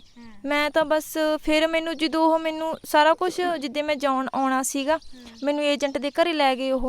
ਉਹ ਏਜੰਟ ਆਈ, ਇੱਕ ਕੁੜੀ ਹੋਰ ਵਾਪਿਸ ਆ ਗਈ ਸੀਗੀ, ਕਿਸੇ ਦੇ ਘਰੇ ਗਈ ਸੀ ਉਹ ਕੰਮ ਤੇ। ਉਹਨੇ ਸਾਰਾ ਦਿਨ ਹੁਣ ਬੀਬੀ ਉਹ ਤੰਗ ਹੋ ਕੇ ਆਈ ਸੀ। ਉਹਨੂੰ ਕਹਿੰਦੀ ਵੀ ਜਾਂ ਤਾਂ 2 ਲੱਖ ਰੁਪਈਆ ਦੇ ਦੇ, ਤੇ ਜਾਂ ਕਹਿੰਦੀ ਵੀ ਤੈਨੂੰ ਮੈਂ ਕਿਸੇ ਦੇ ਘਰੇ ਇਹੋ ਜਿਹੇ ਦੇ ਘਰੇ ਭੇਜੂੰਗੀ ਜੋ ਕਹਿੰਦੀ ਤੈਨੂੰ ਫਿਜ਼ੀਕਲੀ ਵੀ ਟੌਰਚਰ ਕਰ ਸਕਦੇ ਆ ਤੇ ਉਹ ਵੀ ਤੰਗ ਕਰਨਗੇ। ਉਹ ਕੁੜੀਆਂ ਦੀ ਵੀ ਕਹਿੰਦੀ ਵੀ ਮੇਰੀ ਮਿਹਨਤੀ ਹੈ ਵੀ ਮੈਂ ਨਹੀਂ ਰਹਿਣਾ ਇੱਥੇ, ਮੈਂ ਵਾਪਸ ਜਾਣਾ, ਵੀ ਮੇਰੇ ਘਰ ਦੇ ਪੈਸੇ ਪਾ ਦੇਣਗੇ ਤੁਹਾਨੂੰ, ਵੀ ਮੈਨੂੰ ਵਾਪਸ ਭੇਜ ਦਿਓ। ਉਹ ਕਹਿੰਦੀ ਨਹੀਂ ਮੈਂ ਨਹੀਂ ਭੇਜਦੀ, ਕਹਿੰਦੀ ਵੀ ਤੈਨੂੰ ਇੱਥੇ ਹੀ ਰਹਿਣਾ ਪਊਗਾ। ਮੈਨੂੰ ਉਹਨੇ ਮੇਰੇ ਫੋਨ ਤੋਂ ਆਉਂਦੇ ਵਕਤ ਉਹਨੇ ਮੇਰੇ ਕੋਲ ਘੰਟਾ ਸੀਗਾ, ਉਹਨੇ ਮੇਰੇ ਫੋਨ ਤੋਂ ਗੱਲ ਕਰੀ ਗਈ, ਉਹਨੇ ਘਰੇ ਵੀ ਕੀਤੀ। ਉਹਦੇ ਘਰਦਿਆਂ ਨੂੰ ਇੰਨਾ ਮਤਲਬ ਉਹ ਕੁੜੀ ਤੇ ਯਕੀਨ ਨਹੀਂ ਆਇਆ, ਮੇਰੇ ਤੇ ਵੀ ਨਹੀਂ ਆਇਆ। ਕਹਿੰਦੀ ਤੂੰ ਲੋਕਾਂ ਮਗਰ ਨਾ ਲੱਗ, ਕਹਿੰਦੀ ਤੂੰ ਇੱਥੇ ਕੰਮ ਕਰ, ਤੇਰੀ ਏਜੰਟ ਤਾਂ ਕਹਿੰਦੀ ਵੀ ਵਧੀਆ ਘਰ-ਬਾਰ ਆ। ਹੁਣ ਮਤਲਬ ਉਹ ਕੁੜੀਆਂ ਤੋਂ ਜਿਵੇਂ ਮਤਲਬ ਉੱਥੇ ਕੁੜੀਆਂ ਹੋਰ ਗਈਆਂ, ਉਹਨਾਂ ਤੋਂ ਡਰਾ ਧਮਕਾ ਕੇ ਵੀਡੀਓ ਬਣਵਾਉਂਦੇ ਨੇ ਵੀ ਤੁਸੀਂ ਕਹੋ ਵੀ ਇੱਥੇ ਕੁੜੀਆਂ ਜਾਣ ਕੇ ਕਰਦੀਆਂ ਨੇ, ਜਾਣ ਕੇ ਮੁੜਦੀਆਂ ਨੇ, ਵੀ ਇੱਥੇ ਇਹਨਾਂ ਦਾ ਜੀਅ ਨਹੀਂ ਲੱਗਦਾ, ਵੀ ਇੱਥੇ ਬਹੁਤ ਵਧੀਆ ਕੰਟਰੀ ਆ, ਵੀ ਤੁਹਾਡੀ ਕੁੜੀ ਜਾਣ ਕੇ ਕਰਦੀ ਹੈ। ਇੱਦਾਂ ਵੀਡੀਓ ਬਣਾ ਕੇ ਉਹਨਾਂ ਨੂੰ ਭੇਜ। ਉਹਦੀ ਭੈਣ ਨੂੰ ਉਹ ਆਂਦੀ ਏਜੰਟ ਕਹਿੰਦੀ ਵੀ ਅਸੀਂ ਨਹੀਂ ਬੁਲਵਾਉਣਾ ਹੈਗਾ, ਕਹਿੰਦੀ ਤੁਸੀਂ ਇਹਨੂੰ ਕੰਮ 'ਤੇ ਲਾਓ, ਕਹਿੰਦੀ ਜਿਵੇਂ ਕਿਵੇਂ ਕਰਕੇ ਕਹਿੰਦੀ ਮਰਜ਼ੀ ਲਾਓ। ਫਿਰ ਉਹਨੇ ਜਦੋਂ ਇਹ ਗੱਲ ਮੇਰੇ ਫੋਨ ਤੋਂ ਵੀ ਦੁਬਾਰਾ ਬਾਰ-ਬਾਰ ਕਹੀ, ਮੈਂ ਵੀ ਉਹਨੂੰ ਬਾਰ-ਬਾਰ ਕਹੀ। ਉਹ ਕਹਿੰਦੀ ਮੈਨੂੰ ਤਾਂ ਕਹਿੰਦੀ ਸ਼ਾਇਦ ਹੀ ਕਢਵਾਉਣ, ਕਹਿੰਦੀ ਜੇ ਨਾ ਕਢਵਾਇਆ ਤਾਂ ਕਹਿੰਦੀ ਮੈਂ ਮਰ ਜਾਣਾ। ਤੇ ਉਹ ਤਾਂ ਹੁਣ ਮੇਰੇ ਨਾਲ ਉਹਦੀ ਗੱਲ ਵੀ ਨਹੀਂ ਹੁੰਦੀ, ਉਹਨਾਂ ਦੀ 3 ਦਿਨ ਹੋ ਗਏ ਜਾਂ ਤਾਂ ਮਤਲਬ ਉਹਨਾਂ ਨੇ ਗੱਲ ਨਹੀਂ ਕਰਨ ਦਿੰਦੇ ਮੇਰੇ ਨਾਲ ਉਹ। ਤੇ ਉਹਨਾਂ ਨੇ ਜਦੋਂ ਮੈਨੂੰ ਵਾਪਸ ਲੈ ਕੇ ਏਜੰਟ ਆਪਦੇ ਘਰੇ, ਉਸ ਰਾਤ ਵੀ ਪੈਸੇ ਭਰਾ ਕੇ ਵੀ ਉਹਨਾਂ ਨੇ ਉਸ ਰਾਤ ਵੀ ਫਿਰ ਵੀ ਉਹਨਾਂ ਨੇ ਮੈਨੂੰ ਧਮਕਾਇਆ। ਰਾਤ ਨੂੰ ਜਦੋਂ ਬਿਠਾਇਆ ਰੂਮ 'ਚ, ਮੇਰਾ ਫੋਨ ਤਾਂ ਉਹਨਾਂ ਨੇ ਜਦੋਂ ਮੈਨੂੰ ਆਫਿਸ 'ਚੋਂ ਲੈ ਕੇ ਉਦੋਂ ਹੀ ਫੜ ਲਿਆ ਸੀ 9 ਵਜੇ ਦੇ। ਦੂਜੇ ਦਿਨ ਵੀ ਮੈਨੂੰ ਉਹਨਾਂ ਨੇ ਉਦੋਂ ਦਿੱਤਾ ਜਦੋਂ ਮੇਰੀ ਟਿਕਟ ਫਲੈਟ 'ਚ ਸਿਰਫ 2.5 ਘੰਟੇ ਰਹਿ ਗਏ ਸੀ, ਉਦੋਂ ਮੈਨੂੰ ਇਹਨਾਂ ਨਾਲ ਗੱਲ ਕਰਨ ਦਿੱਤੀ। ਮੈਨੂੰ ਉਦੋਂ ਫਿਰ ਕਹਿੰਦੇ ਕਿ ਤੇਰੇ ਪੈਸੇ ਨਹੀਂ ਆਏ ਸਾਡੇ ਕੋਲੇ, ਤੈਨੂੰ ਆ ਕੇ ਵਾਪਸ ਨਹੀਂ ਭੇਜਦੇ ਜਿੰਨਾ ਟਾਈਮ ਆ ਕੇ ਸਾਡੇ ਕੋਲੇ ਪੈਸੇ ਨਹੀਂ ਆਉਂਦੇ 2 ਲੱਖ ਰੁਪਈਆ। ਤੇ ਜਿਹੜੀ ਇੱਕ ਲੇਡੀ ਸੀ ਉਹ ਕਹਿੰਦੀ 2.5 ਲੱਖ ਮੰਗਾ ਇਹਨਾਂ ਤੋਂ, ਕਹਿੰਦੀ ਹੋਰ ਪੈਸੇ ਪਵਾ, ਕਹਿੰਦੀ ਨਹੀਂ, ਕਹਿੰਦੀ ਇਹਨੂੰ ਇੱਥੇ ਕਹਿੰਦੀ ਵੀ ਮਾਰ ਕੇ ਸੁੱਟ ਦੇਣਾ, ਕਹਿੰਦੀ ਵੀ ਸਾਡਾ ਆਪਣਾ ਕੀ ਕਰ ਲੈਣਗੇ। ਉੱਤਰਾਖੰਡ ਦੀ ਉਹ ਏਜੰਟ, ਉਹ ਕਹਿੰਦੀ ਵੀ ਆਪਣਾ ਕੀ ਕਰ ਲੈਣਗੇ ਕਹਿੰਦੀ। ਤੇ ਮੈਂ ਉਹਨਾਂ ਨੂੰ ਮੈਂ ਉਦੋਂ ਆਖਿਆ ਵੀ ਇਹ ਨਹੀਂ ਭੇਜਦੇ, ਮੈਂ ਕਿਹਾ ਮੈਂ ਉਦੋਂ ਵੀ ਮੈਂ ਤਾਂ ਵੀ ਇਹੋ ਜਿਹੀ ਤਾਂ ਸਿਚੁਏਸ਼ਨ 'ਚ ਐ ਸੀ ਜਿਵੇਂ ਹੀ ਮੌਤ ਤੁਹਾਡੇ ਸਿਰ ਤੇ ਮੰਡਰਾ ਰਹੀ ਸੀ। ਹਾਂ ਮੈਂ ਉਦੋਂ ਇਹ ਸੋਚ ਰਿਹਾ ਵੇਖ ਵੀ ਮਰਨਾ ਪੈਣਾ, ਵੀ ਮੈਂ ਕਿਹਾ ਵੀ ਮੈਂ ਤਾਂ ਘਰ ਵੀ ਬਕਾਤਾ, ਵੀ ਮੈਂ ਕਿਹਾ ਵੀ ਮਰਨਾ ਪੈਣਾ, ਵੀ ਮੈਂ ਕਿਹਾ ਤਾਂ ਹੁਣ ਵੀ ਕਹਿ ਰਹੇ ਵੀ ਭੇਜ ਦੇਣੀ ਅਸੀਂ। ਫਿਰ ਮੈਨੂੰ ਕਹਿੰਦੇ ਖਾਣਾ, ਮੈਂ ਕਿਹਾ ਵੀ ਮੈਂ ਕੁਛ ਨਹੀਂ ਖਾਣਾ, ਮੈਂ ਕਿਹਾ ਮੈਨੂੰ ਇੰਡੀਆ ਭੇਜ ਦੋਗੇ ਤਾਂ ਖਾ ਲੂੰਗੀ, ਨਹੀਂ ਮੈਂ ਕਿਹਾ ਵੀ ਮੈਂ ਮਰ ਜਾਣਾ। ਤੇ ਜਦੋਂ ਉਹਨਾਂ ਨੇ 2.5 ਲੱਖ ਦੀ ਗੱਲ ਕਹਿਤੀ, ਮੈਂ ਕਿਹਾ ਹੁਣ ਫਿਰ ਦੁਬਾਰਾ ਇੰਨੇ ਕਿੱਥੋਂ ਕਰਨਗੇ। ਮੈਂ ਉੱਥੇ ਇੱਕ ਮੇਰੇ 2 ਹੋਰ ਸੀਗੀਆਂ, ਇੱਕ ਮੇਰੇ ਨਾਲ ਦੀ ਸੀ ਕੁੜੀ, ਇੱਕ ਆਂਟੀ ਸੀਗੀ ਮਨਜੀਤ ਆਂਟੀ ਆ। ਤੇ ਮੈਨੂੰ ਉਹਨੇ ਕਿਹਾ ਕਹਿੰਦੀ ਤੂੰ ਰੋ ਨਾ, ਕੋਈ ਨਹੀਂ, ਕਹਿੰਦੀ ਅਸੀਂ ਵੀ ਇੱਥੇ ਹੀ ਆ। ਉਹ ਆਂਟੀ ਦਾ ਵੀ ਅੱਗੇ ਪਿੱਛੇ ਕੋਈ ਨਹੀਂ, ਉਹਨੇ ਮੈਨੂੰ ਰੋ ਕੇ ਬਹੁਤ ਦੱਸਿਆ, ਕਹਿੰਦੀ ਤੂੰ ਤਾਂ ਚੰਗੀ ਆ, ਵੀ ਤੈਨੂੰ ਕੁੱਟ ਖਾ ਕੇ ਇਕੱਲੀ ਵੀ ਤੈਨੂੰ ਵਾਪਸ ਭੇਜਤਾ, ਤੇਰੇ ਤੇ ਕਹਿੰਦੀ ਇੰਨਾ ਹੋ ਨਹੀਂ ਹੋਇਆ, ਵੀ ਤੂੰ ਤਾਂ ਕਹਿੰਦੀ ਪਹਿਲੀ ਆ ਤੂੰ ਜਿਹੜੀ ਇਹਨੇ ਸਿਮ ਚੋਰੀ ਲੈ ਕੇ ਗੱਲ ਕਰ ਲਿਆ ਆਪਦੇ ਘਰੇ। ਕਹਿੰਦੀ ਸਾਡੇ ਕੋਲ ਤਾਂ ਕੁੜੀਆਂ ਮਾਰ ਵੀ ਦਿੱਤੀਆਂ, ਮਾਰ ਕੇ ਕਹਿੰਦੀ ਸਮੁੰਦਰ 'ਚ ਆਏ ਸੁੱਟ ਆਉਂਦੀਆਂ, ਜਿਵੇਂ ਕਹਿੰਦੀ ਵੀ ਆਮ ਵੀ ਆਪਾਂ ਇੱਕ ਜਾਨਵਰ ਨੂੰ ਸੁੱਟ ਕੇ ਆਉਂਦੇ ਹਾਂ, ਕਹਿੰਦੀ ਸਾਡੇ ਸਾਹਮਣੇ ਮਾਰੀਆਂ। ਕਹਿੰਦੀ ਮੈਨੂੰ ਜਦੋਂ ਮੈਂ ਆਉਣਾ ਸੀਗਾ, ਮੈਨੂੰ ਉਹਨੇ ਇਹੀ ਗੱਲ ਕਹੀ, ਮੇਰੇ ਬਾਰ-ਬਾਰ ਮੇਰੇ ਕੰਨਾਂ 'ਚ ਉਹਨੇ ਇਹੀ ਗੱਲ ਕਹੀ। ਮੈਨੂੰ ਹਲੇ ਵੀ ਨਹੀਂ ਉਹਦਾ ਫੇਸ ਭੁੱਲਦਾ ਆਂਟੀ ਦਾ, ਮੈਂ ਉਹਦੇ ਦੀ ਆਈ ਹਾਂ ਕਿਨੇ ਵੀ ਉਹ ਆ ਜੇ, ਉਹਦੇ ਅੱਗੇ ਪਿੱਛੇ ਕੋਈ ਨਹੀਂ ਆਂਟੀ ਦਾ। ਤੇ ਮੈਨੂੰ ਉਹਨਾਂ ਦਾ ਪਿੰਡ ਦਾ ਨਾਮ ਨਹੀਂ ਪਤਾ, ਬਟ ਉਹ ਇੱਧਰ ਬਠਿੰਡੇ ਏਰੀਏ ਦੇ ਹੀ ਆ। ਹਾਂ, ਤੇ ਵੀ ਉਹਨਾਂ ਦੇ ਹੁਣ ਮੈਨੂੰ ਨੇ ਇਹ ਕਿਹਾ, ਕਹਿੰਦੀ ਗੌਰਮੈਂਟ ਨੂੰ ਤੂੰ ਜਾ ਕੇ ਇਹੀ ਕਹੀ ਜਿਵੇਂ ਤੇਰੀ ਹੈਲਪ ਕੀਤੀ ਹੈ, ਵੀ ਮੈਨੂੰ ਵੀ ਕਢਾ ਲੈਣ ਤੇਰੇ ਘਰਦਿਆਂ ਨੂੰ ਕਹਿ ਕੇ। ਕਹਿੰਦੀ ਵੀ ਮੇਰਾ ਕਿੰਨਾਂ ਦੇ ਥਰੂ ਗਏ, ਕਿਹੜੇ ਏਜੰਟ ਦੇ ਥਰੂ ਗਏ, ਕੁਛ ਉਹਨਾਂ ਨੇ ਡਿਟੇਲ ਤੁਹਾਨੂੰ ਦਿੱਤੀ? ਉਹ ਇੱਥੋਂ ਦੀ ਮਤਲਬ ਜਿਵੇਂ ਹੁਣ ਸਾਡੇ ਜਿਵੇਂ ਅਸੀਂ ਵੀ ਹੁਣ ਮੇਰੀ ਸਹੇਲੀ ਕੇ ਹੈ ਨਾ ਵੀ ਜਾਣ ਪਛਾਣ ਵਾਲੇ ਆ, ਉਹ ਵੀ ਐਂ ਗਏ ਨੇ, ਉਹ ਪੰਜਾਬ ਦੇ ਨੇ, ਉਹ ਪੰਜਾਬੀ ਕੁੜੀਆਂ ਹੀ ਲੈ ਕੇ ਗਈਆਂ ਨੇ, ਉਹ ਫਿਰ ਵੀ ਉੱਥੇ ਰਹਿ ਰਹੀਆਂ ਨੇ। ਉਹ ਹੁਣ ਜਿਹੜੀਆਂ ਚੀਜ਼ਾਂ ਕੁੜੀਆਂ ਮਤਲਬ ਬੁੜੀਆਂ ਇਹ ਚੀਜ਼ਾਂ ਨੂੰ ਕੰਪਰੋਮਾਈਜ਼ ਕਰਦੀਆਂ, ਜਿਨ੍ਹਾਂ ਨੂੰ ਇਹ ਕੰਮ ਸਹੀ ਲੱਗਦਾ, ਇਹ ਤਰੀਕੇ ਨਾਲ ਪੈਸਾ ਕਮਾਉਣਾ ਚਾਹੁੰਦੀਆਂ, ਉਹਨਾਂ ਲਈ ਉਹ ਕੰਟਰੀ ਬਹੁਤ ਵਧੀਆ। ਉਹ ਬੁੜੀ ਨਹੀਂ ਉਹਨੂੰ ਉੱਥੇ ਲੈ ਕੇ ਗਈ ਆ। ਹੁਣ ਉਹਨਾਂ ਨੂੰ ਉੱਥੇ ਸਿਰਫ ਉੱਥੇ ਰੱਖਿਆ ਹੋਇਆ ਗਾ, ਉਹਨਾਂ ਕੋਲ ਤਾਂ ਇੱਕ ਕੱਪੜੇ 'ਚ ਹੀ ਆ ਉਹ ਆਂਟੀ, 45 ਤੋਂ 50 ਦੇ ਵਿੱਚ ਉਹਨਾਂ ਦੀ ਏਜ ਆ। ਉਹਨਾਂ ਨੂੰ ਉੱਥੇ ਰੱਖਿਆ ਹੋਇਆ, ਮਤਲਬ ਨਾ ਤਾਂ ਉਹ ਬਾਹਰ ਨਿਕਲਣ ਦਿੰਦੇ ਆ, ਨਾ ਉਹ ਵਾਪਿਸ ਭੇਜਣ ਦਿੰਦੇ ਆ। ਉਹ ਮਿਹਨਤ ਕਰੀ ਜਾਂਦੀ ਵੀ ਮੈਨੂੰ ਕਹਿੰਦੀ ਗੁਰਦੁਆਰੇ ਭੇਜ ਦਿਓ, ਜੇਲ੍ਹ 'ਚ ਭੇਜ ਦਿਓ, ਤੁਹਾਡੇ ਕੋਲ ਨਹੀਂ ਮੈਂ ਰਹਿਣਾ। ਪਰ ਉਹ ਇਹ ਚੀਜ਼ ਇਹੀ ਕਹਿ ਰਹੇ ਆ ਕਿਉਂਕਿ ਉਹਨਾਂ ਨੂੰ ਤਾਂ ਰੱਖਿਆ ਹੋਇਆ, ਉਹਨਾਂ ਦਾ ਸਿਮ ਵੀ ਤੋੜਤਾ, ਫੋਨ ਵੀ ਰੀਸੈਂਟ ਮਾਰਤਾ, ਕਿਉਂਕਿ ਉਹਨਾਂ ਨੇ ਵੀਡੀਓ ਬਣਾ ਕੇ ਭੇਜਤੀ ਸੀਗੀ। ਕੁੱਟਦਿਆਂ ਦੀ ਵੀਡੀਓ ਬਣਾ ਕੇ ਭੇਜਤੀ ਸੀਗੀ ਮੇਰੇ ਨਾਲ। ਉਹਨੇ ਸਿਰਫ ਮੈਨੂੰ ਇੰਨੀ ਗੱਲ ਹੀ ਦੱਸੀ ਉਹਨੇ ਵੀ ਕੁੜੀਆਂ ਕਹਿੰਦੀ ਸਾਡੇ ਆਫਿਸ 'ਚ ਕੁੜੀਆਂ ਵੀ ਮਾਰਤੀਆਂ, ਮਾਰ ਕੇ ਕਹਿੰਦੀ ਆ ਪਿੱਛੇ ਆ ਕਹਿੰਦੀ ਸਮੁੰਦਰ, ਕਹਿੰਦੀ ਉੱਥੇ ਸੁੱਟੀਆਂ ਇਹਨਾਂ ਨੇ ਜਿੰਨੀਆਂ ਵੀ ਸੁੱਟੀਆਂ। ਫਿਰ ਵਿਆਹੀਆਂ ਵੀਆਂ ਕੁੜੀਆਂ, ਮਤਲਬ ਵਿਆਹੀਆਂ ਵੀਆਂ ਕੁੜੀਆਂ ਨਾਲ ਗਲਤ ਵੀ ਕਰਵਾਇਆ, ਪੈਸੇ ਲੈ ਲੈਂਦੇ ਆ, ਉਹਨਾਂ ਨੂੰ ਵੀ ਮਾਰ-ਮਾਰ ਕੁੱਟ-ਕੁੱਟ ਕੇ ਨਸ਼ੇ ਕਰ ਕਰਕੇ ਕੁੱਟਿਆ। ਤੁਹਾਡੇ ਨਾਲ ਕੋਈ ਸਰੀਰਕ ਸ਼ੋਸ਼ਣ ਤਾਂ ਨਹੀਂ ਹੋਇਆ? ਮੇਰੇ ਨਾਲ ਨਹੀਂ ਹੋਇਆ, ਮੇਰੀ ਕਿਸਮਤ ਚੰਗੀ ਸੀ। ਪਤਾ ਨਹੀਂ ਤਾਂ ਨਹੀਂ ਹੋਇਆ ਕਿਉਂਕਿ ਮੈਂ ਉੱਥੇ ਜਾਣ ਸਾਰ ਰੌਲਾ ਪਾਤਾ ਸੀ।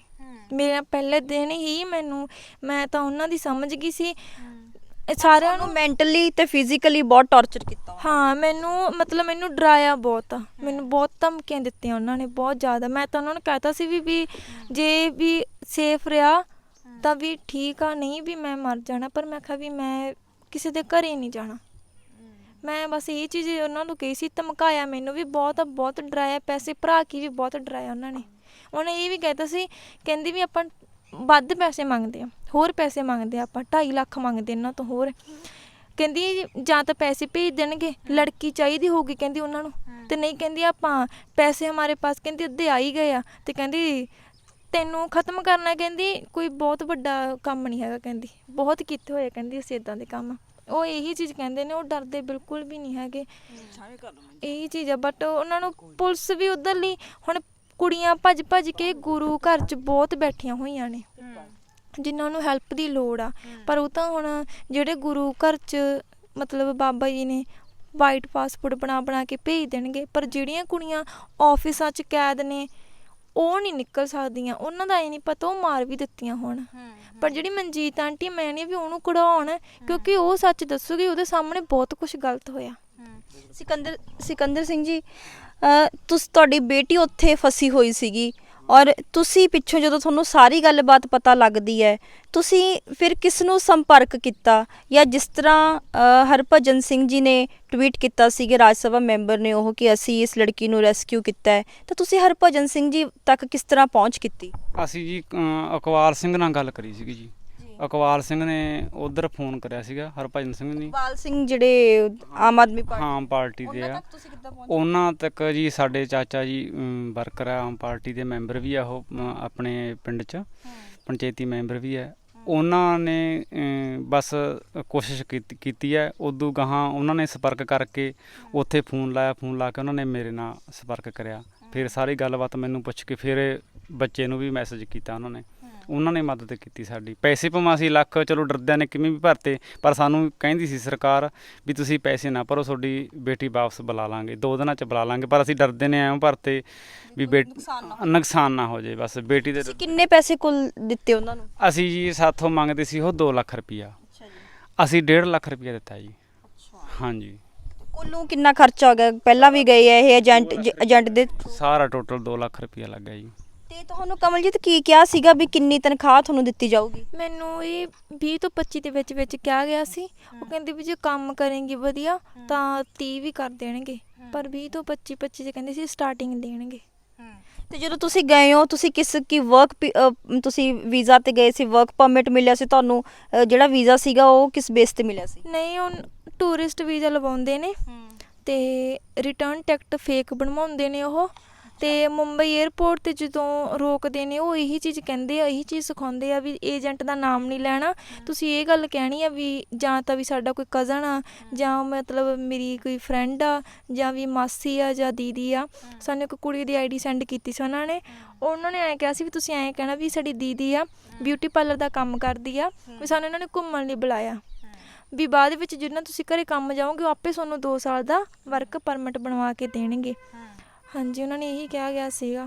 ਪਰ ਮੈਂ ਇਹ ਚੀਜ਼ ਆਣੀ ਆ ਵੀ ਜਿਹੜੇ ਕਿ ਮੁੰਬਈ 에ਅਰਪੋਰਟ ਤੋਂ ਵੀ ਉੱਥੇ ਪਲੀਜ਼ ਇਹ ਕੁੜੀਆਂ ਨੂੰ ਬੋਰਡਿੰਗ ਪਾਸ ਦਿੱਤੇ ਨਾ ਜਾਵੇ, ਜਿਹੜੀਆਂ ਐਂ ਕਹਿ ਕੇ ਜਾਂਦੀਆਂ ਨੇ ਵੀ ਅਸੀਂ ਘੁੰਮਣ ਜਾ ਰਹੇ ਹਾਂ, ਕਿਉਂਕਿ ਇਹਨਾਂ ਦਾ ਪਲਾਨ ਹੀ ਇਹ ਹੈ। ਸਾਰੀਆਂ ਕੁੜੀਆਂ ਨੂੰ ਇਹੀ ਕਹਿੰਦੇ ਆ, ਕਿਸੇ ਨੂੰ ਕਹਿੰਦੇ ਵੀ ਤੁਸੀਂ ਘੁੰਮਣਾ ਕਹਿਣਾ, ਕਿਸੇ ਵੀ ਤੁਸੀਂ ਮਾਸੀ ਕੋਲੇ ਕਹਿਣਾ, ਕਿਸੇ ਨੂੰ ਕੋਲੇ ਐਂ ਕਹਿਣਾ ਵੀ ਅਸੀਂ ਦੀਦੀ ਕੋਲੇ ਜਾਂਦੇ ਹਾਂ। ਜੋ ਤੁਸੀਂ ਜਗਸੀਰ ਏਜੰਟ ਕਹਿ ਰਹੇ ਹੋ, ਉਹਨਾਂ ਦੇ ਹੋਰ ਵੀ ਜਿਹੜੀਆਂ ਲੜਕੀਆਂ ਨੇ ਉਹ ਭੇਜੀਆਂ ਹੋਣਗੀਆਂ, ਕਿ ਤੁਹਾਡਾ ਉਹਨਾਂ ਦੇ ਨਾਲ ਕੋਈ ਰਾਬਤਾ ਹੋਇਆ ਜਿਹੜੀਆਂ ਪਹਿਲਾਂ ਲੜਕੀਆਂ ਉੱਥੇ ਗਈਆਂ ਹੋਈਆਂ ਨੇ? ਮੇਰਾ ਉਹਨਾਂ ਨਾਲ ਕੋਈ ਕੰਟੈਕਟ ਨਹੀਂ ਹੋਇਆ। ਮੈਂ ਗਈ 28 ਅਗਸਤ ਨੂੰ, 21 ਅਗਸਤ ਨੂੰ 2 ਕੁੜੀਆਂ ਗਈਆਂ ਸੀ ਮੋਗੇ ਏਰੀਏ ਤੋਂ ਹੀ, ਤੇ ਉਹਨਾਂ ਨੇ ਮੇਰੇ ਚਲ ਮੈਨੂੰ ਤਾਂ ਥੋੜਾ ਬਹੁਤ ਹਿੰਦੀ ਫੈਮਿਲੀ ਕਿਹਾ ਸੀ, ਉਹਨਾਂ ਨੂੰ ਤਾਂ ਜਮੀ ਉਹਨਾਂ ਦੇ ਕਰਕੇ ਮੈਂ ਗਈ ਸੀ। ਮੈਂ ਕਿਹਾ ਚਲ ਵੀ 2 ਕੁੜੀਆਂ ਜਾ ਰਹੀਆਂ ਪੰਜਾਬੀ ਫੈਮਿਲੀ 'ਚ ਜਾ ਰਹੀਆਂ, ਚਲ ਮੈਨੂੰ ਹਿੰਦੀ ਫੈਮਿਲੀ ਮਿਲ ਜੂਗੀ।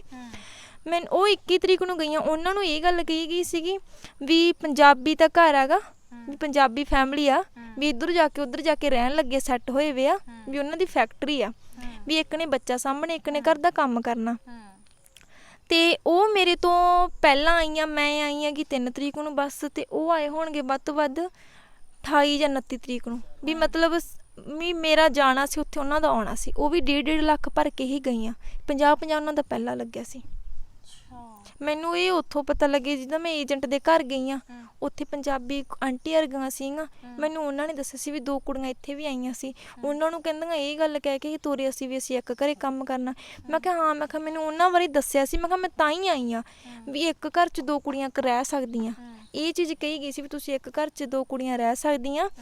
ਵੀ ਮੈਨੂੰ ਵੀ ਇਹੀ ਕਿਹਾ ਗਿਆ ਸੀ ਵੀ ਜੇ ਤੇਰੀ ਕੋਈ ਬਾਅਦ 'ਚੋਂ ਤੇਰੀ ਫਰੈਂਡ ਜਾਂ ਕੋਈ ਰਿਸ਼ਤੇਦਾਰ 'ਚ ਕੋਈ ਕੁੜੀ ਤਿਆਰ ਹੁੰਦੀ ਆ ਜਾਂ ਤੇਰਾ ਕੋਈ ਭਰਾ, ਤੂੰ ਉਹਨੂੰ ਕੋਲੇ ਰੱਖ ਸਕਦੀ ਆ ਆਪਦੇ। ਮੈਂ ਇਹ ਚੀਜ਼ ਕਰਕੇ ਗਈ ਸੀ ਵੀ ਚੱਲ ਵੀ ਐ ਸੀਗਾ ਵੀ ਬਾਕੀ ਚਲੋ ਹੌਲੀ ਹੌਲੀ ਪਰਿਵਾਰ ਜਿਹੜਾ ਸੈੱਟ ਕਰ ਹਾਂ, ਲਾਂਗੇ, ਵੀ ਹੌਲੀ ਹੌਲੀ ਚੱਲ ਸੈੱਟ ਹੋ ਜਾਊਗਾ, ਚੱਲ ਵੀ ਕੋਈ ਕੁੜੀ ਬੁਲਾ ਲੂੰਗੀ, ਚੱਲ ਮੇਰਾ ਜੀ ਲੱਗਿਆ ਰਹੂਗਾ। ਤੇ ਪਰ ਇਹ ਝੂਠ ਆ ਜਮਾ, ਇਹ ਜਮਾ ਝੂਠ ਬੋਲ ਬੋਲ ਕੇ ਕਿਸੇ ਨੂੰ ਕੋਈ ਕਹਾਣੀ ਬਣਾਉਂਦੇ ਨੇ, ਕਿਸੇ ਨੂੰ ਕੋਈ।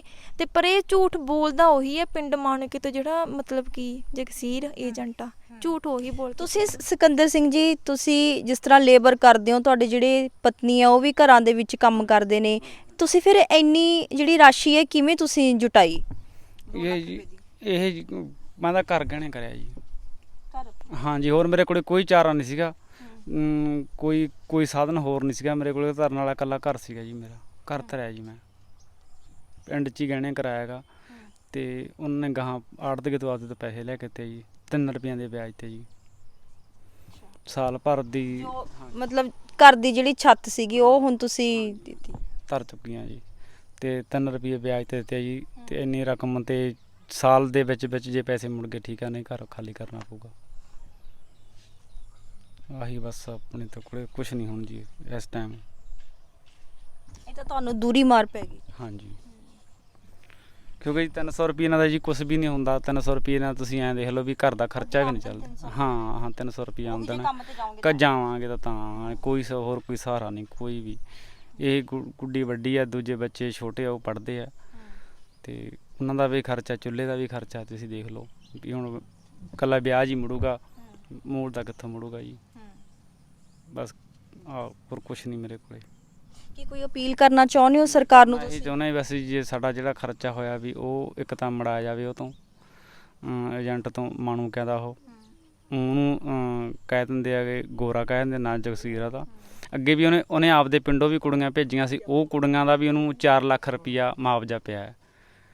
ਹਾਂਜੀ, ਜੇ ਸਾਨੂੰ ਪਹਿਲਾਂ ਕਿਤੇ ਪਤਾ ਲੱਗ ਜਾਂਦਾ, ਕਨਸੂਹ ਹੋ ਜਾਂਦੀ ਮਾੜੀ ਮੋਟੀ, ਤਾਂ ਜਿਸ ਤਰ੍ਹਾਂ ਤੁਹਾਡੇ ਨਾਲ ਸਾਫ਼ ਤੌਰ ਤੇ ਇੱਕ ਫਰਾਡ ਹੀ ਹੋਇਆ, ਕਿ ਤੁਸੀਂ ਚਾਹੋਗੇ ਵੀ ਉਹਦੇ ਉੱਪਰ ਕੋਈ ਕਾਰਵਾਈ ਹੋਵੇ? ਹਾਂਜੀ ਚਾਹੁੰਦੇ ਹਾਂ, ਅਸੀਂ ਚਾਹੁੰਦੇ ਦਿਲੋਂ ਚਾਹੁੰਦੇ ਵੀ ਉਹਦੇ ਤੇ ਕਾਰਵਾਈ ਹੋਵੇ। ਜੇ ਕੋਈ ਵੀ ਇਦੋਂ ਗਾਹਾਂ ਵਾਸਤੇ ਉਹ ਕਿਸੇ ਨੂੰ ਗੁੰਮਰਾਹ ਨਾ ਕਰੇ, ਕਿਸੇ ਨੂੰ ਵੀ ਜਾਣ ਵਾਸਤੇ। ਤੇ ਸਰਕਾਰ ਨੂੰ ਸਾਡੀ ਇਹ ਬੇਨਤੀ ਹੈ ਵੀ ਉਸ ਕੰਟਰੀ ਦੇ ਵਿੱਚ ਬੈਨ ਇਹੋ ਜਿਹਾ ਲੱਗੇ ਵੀ ਉੱਥੇ ਬੱਚਾ ਕਿਸੇ ਪਾਸੇ ਵੀ ਨਾ ਜਾ ਸਕੇ, ਰਾਜਸਥਾਨ ਦਾ, ਪੰਜਾਬ ਦਾ, ਕਿਸੇ ਕੰਟਰੀ 'ਚ ਨਾ ਜਾ ਸਕੇ ਉੱਥੇ। ਕਮਲਜੀਤ, ਬਿਲਕੁਲ ਤੁਸੀਂ ਇੰਨਾ ਕੁਝ ਹੰਢਾ ਕੇ ਆਏ ਹੋ ਆਪਣੇ ਪਿੰਡੇ ਤੇ, ਔਰ ਤੁਸੀਂ ਅੱਜ ਸਹੀ ਸਲਾਮਤ ਵਾਪਸ ਆ ਗਏ ਹੋ, ਤਾਂ ਜਿਹੜਾ ਇਹਦਾ ਕ੍ਰੈਡਿਟ ਹੈ ਤੁਸੀਂ ਕਿਹਨੂੰ ਦੇਣਾ ਚਾਹੁੰਦੇ ਹੋ? ਸਾਰਾ ਕ੍ਰੈਡਿਟ ਕਿਸ ਨੂੰ ਦੇਣਾ ਚਾਹੋਗੇ ਤੁਸੀਂ? ਮੈਂ ਇਹ ਆਮ ਪਾਰਟੀ ਦੇ ਇਕਬਾਲ ਸਰ ਤੇ ਹਰਭਜਨ ਸਰ, ਤੇ ਮੈਂ ਇੱਕ ਮੇਰੀ ਰਿਕੁਐਸਟ ਇਹ ਵੀ ਉਹਨਾਂ ਨੂੰ ਵੀ, ਜਿਵੇਂ ਉਹਨਾਂ ਨੇ ਮੇਰੀ ਹੈਲਪ ਕੀਤੀ ਹੁਣ, ਜਿਵੇਂ ਮੇਰੇ ਇੱਕ ਵਰਕਰ ਦੇ ਕਹਿਣ ਤੇ ਕਾਰਵਾਈ ਕੀਤੀ, ਮਦਦ ਕੀਤੀ, ਮੇਰੀ ਕਾਲ ਕੀਤੀ, ਬਾਰ-ਬਾਰ ਮੇਰੇ ਫਾਦਰ ਨੂੰ ਵੀ ਕਾਲ ਆਉਂਦੇ ਰਹੇ ਉਹਨਾਂ ਦੇ। ਮੈਂ ਹੁਣ ਇਹ ਆਨੇ ਵੀ ਮੇਰੀ ਹੈਲਪ ਕਰੇ, ਵੀ ਮੈਂ ਉਹ 'ਤੇ ਕਾਰਵਾਈ ਕਰਕੇ ਏਜੰਟ 'ਤੇ ਮੇਰੇ ਘਰ ਦੇ ਜੋ ਪੈਸੇ ਜਿੰਨੇ ਵੀ ਲੱਗੇ ਆ ਪੈਸੇ ਵਾਪਸ ਹੋਣ, ਅਤੇ ਮੇਰੀ ਜੋਬ ਵੱਲੋਂ ਹੈਲਪ ਕਰਤੀ ਜਾਵੇ ਜੀ। ਬਸ ਮੇਰੀ ਇਹੀ ਰਿਕੁਐਸਟ ਆ। ਤੁਹਾਡੀ ਹਰਭਜਨ ਸਿੰਘ ਜੀ ਦੇ ਨਾਲ ਕੋਈ ਗੱਲ ਹੋਈ? ਹਾਂਜੀ, ਮੈਨੂੰ ਉਹਨਾਂ ਦੇ ਜਿਹੜੇ ਕਿ ਉਹ ਨੇ ਅੰਬੈਸੀ ਤੋਂ, ਉਹਨਾਂ ਦੇ ਮੈਨੇਜਰ, ਉਹਨਾਂ ਦੇ ਕਾਲ ਕੀਤੀ ਆਈ ਆ, ਬਾਰ-ਬਾਰ ਮੇਰੇ ਡੈਡੀ ਨੂੰ ਵੀ ਕਾਲ ਆਉਂਦੀ ਰਹੇ ਆ। ਹਾਂਜੀ, ਮੇਰੀ ਉਹਨਾਂ ਨਾਲ ਗੱਲ ਵੀ ਹੁੰਦੀ ਰਹੀ ਆ, ਬਾਰ-ਬਾਰ ਉਹਨਾਂ ਨੇ ਫੋਨ ਕੀਤੇ ਆ। ਅਤੇ ਬਸ ਜਿਵੇਂ ਉਹਨਾਂ ਨੇ ਮੇਰੀ ਹੁਣ ਹੈਲਪ ਕੀਤੀ ਆ, ਮੈਂ ਇਹ ਨਹੀਂ ਵੀ ਬਸ ਮੇਰੀ ਪੈਸੇ ਵਾਪਸ ਕਰਾਉਣ ਦੀ ਅਤੇ ਜੋਬ ਵੱਲੋਂ ਹੈਲਪ ਕੀਤੀ ਜਾਵੇ, ਅਤੇ ਜਿਹੜੀਆਂ ਉੱਥੇ ਕੁੜੀਆਂ ਫਸੀਆਂ ਨੇ ਗੁਰੂ ਸਿੱਖ 'ਚ ਇੱਕ ਵਾਰੀ ਜ਼ਰੂਰ ਇਨਕੁਆਇਰੀ ਕਰਨ, ਉੱਥੇ ਬਹੁਤ ਕੁੜੀਆਂ ਫਸੀਆਂ ਹੋਈਆਂ ਨੇ। ਤੇ ਜਿਹੜੀ ਇੱਕ ਮੈਂ ਤੁਹਾਨੂੰ ਦੱਸਿਆ ਵੀ ਮਨਜੀਤ ਨਾਮ ਦੀ ਲੇਡੀ, ਉਹਨਾਂ ਦੇ ਅੱਗੇ ਪਿੱਛੇ ਕੋਈ ਹੈ ਨਹੀਂਗਾ, ਨਾ ਤਾਂ ਉਹਨਾਂ ਦੀ ਫੈਮਿਲੀ ਨਾ ਉਹਨਾਂ ਦੇ ਬੱਚਿਆਂ ਵੱਲੋਂ ਵੀ ਕੋਈ ਮਤਲਬ ਉਹਨਾਂ ਦੀ ਕੋਈ ਸਪੋਰਟ 'ਚ ਹੈ ਨਹੀਂਗਾ। ਤੇ ਇਹੀ ਆਣੀ ਆ ਵੀ ਪਲੀਜ਼ ਉਹਨੂੰ ਕਢਵਾਇਆ ਜਾਵੇ, ਠੀਕ ਆ। ਵੀ ਉਹਨਾਂ ਦੇ ਸਾਹਮਣੇ ਤਾਂ ਬਹੁਤ ਕੁਝ ਹੋਇਆ ਕਿਉਂਕਿ ਉਹ ਤਾਂ ਬਹੁਤ ਟਾਈਮ ਰਹੇ ਨੇ ਉੱਥੇ, ਪਰ ਮੇਰੀ ਤਾਂ ਕਿਸਮਤ ਚੰਗੀ ਸੀ, ਮੈਂ ਸਹੀ ਸਲਾਮਤ ਬਿਨਾ ਮਤਲਬ ਇੰਨਾ ਜ਼ਿਆਦਾ ਹੈ ਨਾ ਮੇਰੇ ਨਾਲ ਕੁਝ ਗਲਤ ਨਹੀਂ ਹੋਇਆ, ਮੈਂ ਸਹੀ ਸਲਾਮਤ ਮੁੜਿਆ ਹੀ। ਬਸ ਵੀ ਮੇਰੀ ਇਹੀ ਰਿਕੁਐਸਟ ਆ ਵੀ ਜੋ ਮੈਂ ਆਖਰੀ ਅਪੀਲ ਕੀਤੀ ਆ। ਤਾਂ ਸਾਡੇ ਨਾਲ ਇਹ ਕਮਲਜੀਤ ਕੌਰ ਸਨ ਔਰ ਬਹੁਤ ਜ਼ਿਆਦਾ ਜਿਹੜਾ ਤਸ਼ੱਦਦ ਹੈ ਇਹਨਾਂ ਦੇ ਉੱਪਰ ਢਾਇਆ ਗਿਆ। ਓਮਾਨ ਵਿਖੇ ਗਏ ਸੀਗੇ ਤਾਂ ਕਿ ਆਪਣੇ ਘਰਦਿਆਂ ਦੇ ਨਾਲ ਮੋਢੇ ਦੇ ਨਾਲ ਮੋਢਾ ਮਿਲਾ ਸਕਣ, ਆਪਣੇ ਪੈਰਾਂ ਤੇ ਖੜੇ ਹੋ ਸਕਣ, ਕਿਉਂਕਿ ਇੱਥੇ ਜਿਹੜੇ ਕਮਾਈ ਦੇ ਸਾਧਨ ਨੇ ਉਹ ਬਹੁਤ ਘੱਟ ਨੇ। ਪਿਤਾ ਜੀ ਜਿਸ ਤਰ੍ਹਾਂ ਤੁਹਾਨੂੰ ਦੱਸਿਆ ਕਿ ਇੱਕ ਮਜ਼ਦੂਰ ਨੇ ਔਰ ਇਹਨਾਂ ਦੇ ਮਾਤਾ ਜੀ ਵੀ ਘਰਾਂ ਦੇ ਵਿੱਚ ਕੰਮ ਕਰਦੇ ਨੇ, ਪਰ ਇਹ ਲੜਕੀ ਜਦੋਂ ਉੱਥੇ ਪਹੁੰਚਦੀ ਹੈ ਕਿ ਇਹਦੇ ਨਾਲ ਸਭ ਕੁਝ ਵਾਪਰਦਾ, ਇਹਨਾਂ ਨੇ ਖੁਦ ਆਪਣੀ ਜ਼ੁਬਾਨੀ ਸਾਨੂੰ ਦੱਸਿਆ ਹੈ।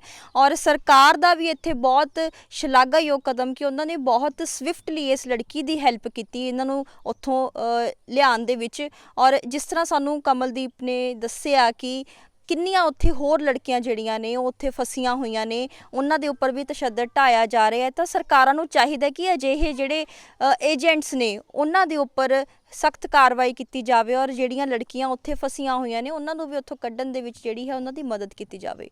ਪਿੰਡ ਬਰਕੰਦੀ ਤੋਂ ਰੋਜ਼ਾਨਾ ਸਪੋਕਸਮੈਨ ਦੇ ਲਈ ਆਕਾਂਕਸ਼ਾ ਸਕਸੈਨਾ।